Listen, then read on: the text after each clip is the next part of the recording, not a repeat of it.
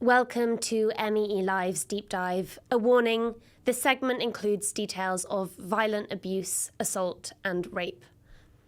A new report by Doctors Without Borders, or MSF, provides evidence of what they call systemic torture along refugee routes from Africa into Europe, torture committed by both criminal and state actors. It also finds such incidents are on the rise. Testimonies collected from 160 survivors treated at a rehabilitation centre in Sicily detail, quote, beatings, whippings, burns, nail removal, electric shocks and suffocation, with the vast majority happening in Libya. To highlight just one testimony, "They beat and whipped me," goes the quote. "They forced me to hold broken glass shards in my hands, but the worst thing they did was rape my wife in front of me, then force her into prostitution. They tortured me every time I tried to resist. They told me they would kill her if I did not obey." That was from a source called C, a man from Cameroon. Now, there is mounting evidence of such abuses. In May, MEELive publicised a report by SOS Humanity. We heard from a man from South Sudan who had suffered torture, extortion and enslavement inflicted by both human traffickers and Libyan soldiers. You may face many things. They can catch you, tell you call your family. If you not call your family, they will just cut some of your body and video you and send the video to your family. So your family, if they don't have anything, they will sell the land, the house, so they can save your life. We need only safety. In Libya, there is no safety. They catch all the foreigners, they carry them to prison. But there is no water and also there is no feeding. From morning, sometimes from 6 a.m. to 8 p.m. walking. With this hand, I carry block, I carry cement. We clean toilet rooms, we sweep the ground, doing all the work. We are the machine. They use us like this, so beat you. I lose my dream, I lose hope, I lose everything. You may face many things. They can catch you, tell you call your family. If you not call your family, they will just cut some of your body and video you and send the video to your family. So your family, if they don't have anything, they will sell the land, the house, so they can save your life. We need only safety. In Libya, there is no safety. They catch all the foreigners, they carry them to prison. But there is no water and also there is no feeding. From morning, sometimes from 6 a.m. to 8 p.m. walking. With this hand, I carry block, I carry cement. We clean toilet rooms, we sweep the ground, doing all the work. We are the machine. They use us like this, so beat you. I lose my dream, I lose hope, I lose everything. This latest report from MSF quotes patients from 20 different countries, including Gambia, Ivory Coast, Cameroon, Nigeria and Bangladesh. Most are men with a median age of 25. Most say that their torturers were human traffickers, but a third of perpetrators identified were law enforcement, including those that the EU is accused of funding. Brussels denies that violations are being committed by accused groups from Libya and Tunisia, whom the EU pays hundreds of millions of euros to prevent unauthorised crossings into Europe. Now, first up, we will speak to one of the project leaders on this report, Médecins Sans Frontières' Candida Lobes. Candida, welcome to MEELive. Can you tell us who is responsible for the atrocities that are documented in this report, for the, quote, systemic torture of migrants, of refugees on the trail? Who is responsible? Can you hear me, Candida? Hello? Sorry, cannot hear the question. I apologize. We can hear you, but I'm not sure whether you can hear me. I think that we're just making some... You can. Candida, yeah. Welcome firstly to Middle East iLive. We are, of course, talking about MSF's report about atrocities committed on the refugee trail. Can you tell us who is responsible for the abuses documented here? First of all, thanks for having me and for giving time and room to this subject. Let me say that all these atrocities, all this violence, the torture that we are talking about seem a failure of the system, but actually this is the system. This is the system European institutions, European governments are putting in place to enforce deterrence policies. We're talking about political choices that prioritize border security, border control over human life and human rights. So when European countries such Italy struck deal with the Libyan authorities, the Libyan Coast Guard, and train and financially support such entities, such the Libyan Coast Guard, to intercept and bring migrant people back to Libya, actually, they are supporting a system where systematically migrant people are subjected to torture, extortion, abuse, exploitation, and this is well documented and well known. And basically European institutions and government are paying for this, are supporting this, and encouraging even more policies like this. Now, as you say, this is well documented and the MEE has reported on this before, but something in MSF's recent report is that there appears to be an increase in the incidence of torture we're talking about here. Now, cases from Algeria and Tunisia more than doubled in your report since 2023. The vast majority of cases are, of course, coming from Libya. But why might this awful abuse of displaced people be on the rise? I mean, isn't there any attempt to crack down on it? The point is that this reality, this grim reality, is getting worse and worse after year. And the answer by the Italian institution, the European institution, is to continue to finance, to not even to turn a blind side, but really enforcing and empowering such policies, such deals, and putting life in dangers, because this is the reality. When people have no alternative, when people are left with no choice, that put their life at risk in the hands of smugglers, that's what you get. That's what you get. You get people dying at sea, and you left people in a state of total vulnerability, because people are undocumented. People have no access to services. People have no access to healthcare, and they are even chased by law enforcement. So what you get is total abuse of human rights and a continual loss of life of people on the move that have literally no choice. You say no choice, but of course a response we often hear is that people put themselves at risk when they take dangerous journeys that are operated by criminals.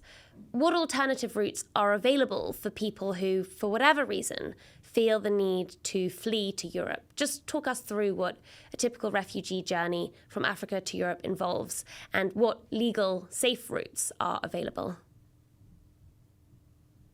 Normally, most of the people decide to flee their countries because of many reasons.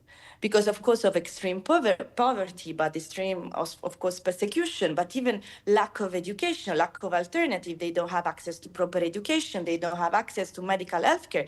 And many of the women, for instance, we have as patients in our projects in Sicily, decided to leave their countries because they were victims of sexual abuses or female genital mutilation, or they feared for that to happen to their daughters, and so they decided to leave. Normally, all these reasons are not enough to get a visa, to have international protection. They cannot simply. They don't even have document. They don't have a passport. They don't just jump on a plane and seek for safety in Europe. They have to pass through different migration hubs, such as Niger, for instance, is one of these main hubs. Tunisia is another hub, and they have to pass through Libya, where, as I said before, they are literally exposed to any kind of abuse because they are not protected. They are not even considered as human beings.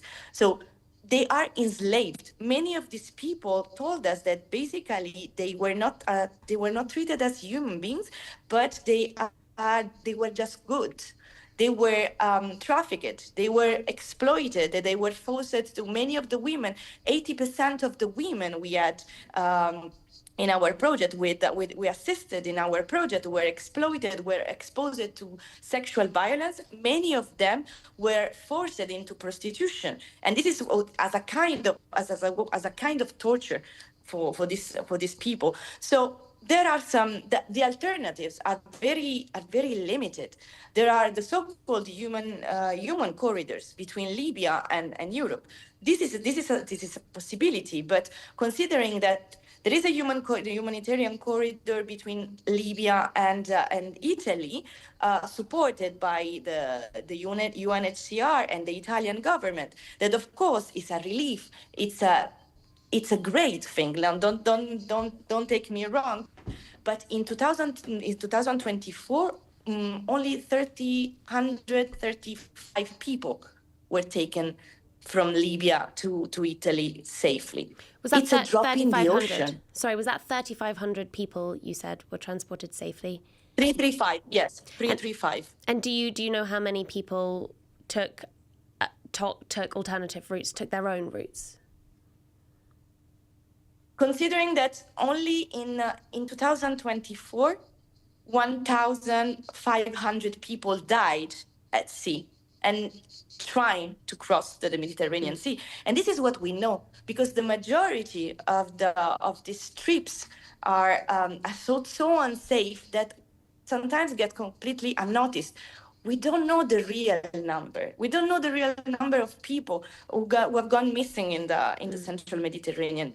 Between since 2024, more than 30,000 people have drowned and gone missing in the central Mediterranean. And we keep on counting, because the actual policies are just going in the opposite direction. We don't give alternative to those people. We don't provide safe alternative, safe pathway to Europe or to seek safety. We just put these people at risk. We are connivant, actually, the European institution, the European and the Italian government, many European governments are responsible for this, because this is the direction that Europe decided to take, protecting borders over human life and human rights. Thank you so much for joining us. Quick final question. You have repeatedly said that this is, done in complicity with EU. So what should come of this report? Should there be legal repercussions? What we try to highlight with this report is that also the arriving countries, such as Italy, have the responsibility to provide real assistance to people who survive torture, who survive the trip across the Mediterranean. And this is not the case, because services are in place but are not enough. These people sometimes are ghosts.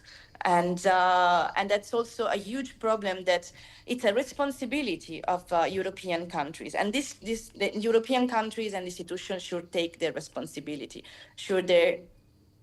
Thank you so much, Candida Thanks Lobes, so much. Humanitarian Officer for Médecins Sans Frontières. Now, as mentioned there, women are particularly vulnerable of the dangers on the migration trail. Ifrah Ahmad has been a vocal campaigner for women's rights since she fled Somalia to Ireland at the age of 17. She escaped traffickers on her route. Ifrah, welcome to MEELive, and tell us, from what you have encountered of traffickers and from the people that you have worked with, what they have encountered of traffickers. What can you tell us about the experiences people go through and the findings in this report that torture is systemic on the journey? Thank you so much. Listening from the first speaker, really that touched my heart about, how people are leaving their own countries and why they're traveling around. For me, I remember going to Egypt, interviewing young Somalis who come as a smuggle, young girls, young male. And, some of the things they were telling me was really heartbreaking in terms of, coming to North Africa, living and what they have faced, especially young women getting raped, the young man being beaten, and what they eat and all. She was talking about why reason people their own countries. In terms of Somalia, I've been talking to young people, and the young people at the most Somalis who have died and smuggled. And we have been trying our best to raise awareness about going to smuggle. As a refugee myself, no, well, I'm a refugee. I'm an Irish citizen. I can understand the reason why people are leaving. I left my own country because of the war, and I see the young people, everybody I talk to, everyone says that there's no job, no reason for me to stay. So yeah, I am a high-profile supporter for UNHCR as a advocacy on young people who are going to go on danger crossing. So my job is to raise how they. I know it's not easy. Best way to travel, a visa, family reunification, but people live in the country as so many reasons. For example, Somalia, the people left war and joined Shabab, jobless, so many.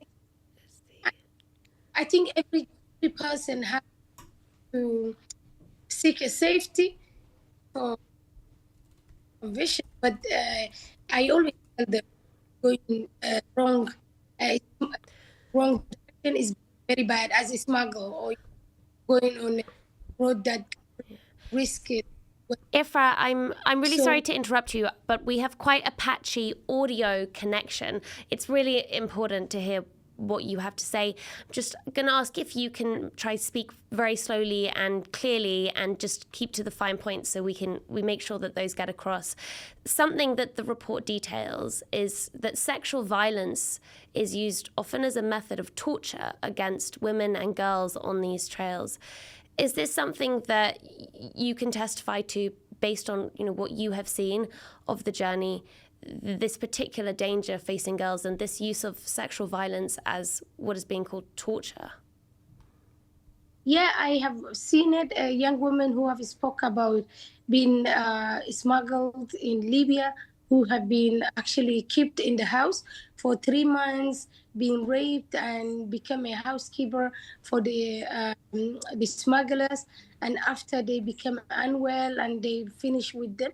And basically, I remember the women was telling me they always look the beautiful young women that they can have it as much as time they want, and soon they finish, they let her go, whether she dies or she's alive, they don't care. So yeah, I think it's I meet young women who become pregnant for the rape, and she has a child. And I remember how she was talking in private side, how she felt being abused by the smugglers and kept in the house for like almost 6 months. And she said because of the consequence of that, she got pregnant. She said she has the child. So, and she was even talking about she has not reached where she was going to, as to reach in safety in Europe, and now she has a child. She cannot even return back to Somalia because she will be asked where she get the child, and she never been married. And I meet with other people who talked about when they travel, how they've been beaten, and if they complain things, or if they shout, or if they do something, or even if somebody become unwell, the people they are traveling together, how they're being really beaten and even to left by death. So for me, I did not come as a danger cross or smuggled as a sea, but I have witnessed and seen many people, and I met even the parents who lost their own daughters and son who have been smuggled, and even facing really hard time in Libya or Egypt, or it's very sad for me to see how many young people died in a few weeks ago or months ago, seen on social media, on TV. And still, if you speak with the young people, they're still saying that I rather die on the sea than stay in country where I cannot find a job, where I've been accused being Al-Shabaab, or even being useless. But they say that if they travel and die because they died, they want to find better life and, better living. So, yeah. Ifrah, when these journeys involve these difficulties, this trauma, how does that affect refugees' long-term resettlement and recovery? What is the impact of the trauma that so many are experiencing along these routes? And like, even if the person they settled in Europe or elsewhere, they will still remember the trauma, because I know young women who husbands come as a smuggler to France, but because of the sea and the sound and everything that happens, she said that she always take the knives and put it aside, because the man screams at night, and he is traumatized the way, and how they come on the sea and things like that. And the many young women also, the trauma they have seen and they have faced, they talk about seeing women being abused or tortured on during the journey. And some say that how they felt during the time they are on the sea, and how the boat sings, and how they see many things, and they all remember everything that they have seen and faced. And the I think the saddest part is that how they still willing to do it, and how they see people are dying, people are smuggled, people are raped, young women, especially man, at least he'll be beaten or whatever. But young women who's being smuggled, she faces more than the man, because she get raped, she keep the house, she being used so many different ways. So I think it's really hard. And for me as a refugee, I cannot tell don't go to Europe or don't go to safe place. It's all about finding a safe way to travel. Like, for example, and if you're going on a plane, I always say, like, if you're traveling on the plane, or flying, and it's safe, you can go and find a safe space, or safe place. But going on danger cross is always a risk about rape, is risk about torture, different things. And also, I find many people who are from country where the gay and lesbian are not allowed, the political reasons and things like that. So it's not about the reason they are leaving, it's about even, like, let me talk about Somalia again, because I'm a Somalian original, and I know the Somali people, like, when they travel and they go to, like, Libya or elsewhere, the things they face, it like Sudan. I remember people, they were talking about how they've been getting different type of abuse. And still I feel like, why they, like, as we all African, why they don't help, and why they don't make it, why this person they're seeking to find a safe space, why they're beating, or why they are raping, why they're abusing. So it's really hard. I meet with so many people, so many young people. Even last few weeks ago, I met parents who lost young women. She finished university in Somalia. She 1 year ago she was celebrating her graduation, and then a year later, people were saying she have died on the sea, because she left Somalia because of jobless, and she felt that she wouldn't have Somalia in her life, but she decided to go. And now, a young woman who educated well, and her family paid all her education. Now she's that again. So I think, I appreciate for this report. It shows people the truth about the people, and why people left, and the torture people face. So I really appreciate that the report that is out. And also I hope the country like UK and I think France, Italy and Spain. Those are the closest country where the smugglers been say they came. I hope these people are treated well and respected, because you can understand the long journey they take, and all the pressure and abuse and tortures. And again, when they come to Europe, while they are already in physical and emotional the field, they have been abused, and when they come to a safe country, they are still on the pressure of not welcomed. And nowadays, everywhere is about immigrants have been how they've been talked about. So I hope they will be a soft heart where people respect these people. And I believe that every person have a right to live and have to find the right a safe space, and as a to be a safe. Ifrah Ahmad, thank you for joining us on MEELive. Now stay tuned as we bring you an exclusive story of alleged intimidation in the International Criminal Court.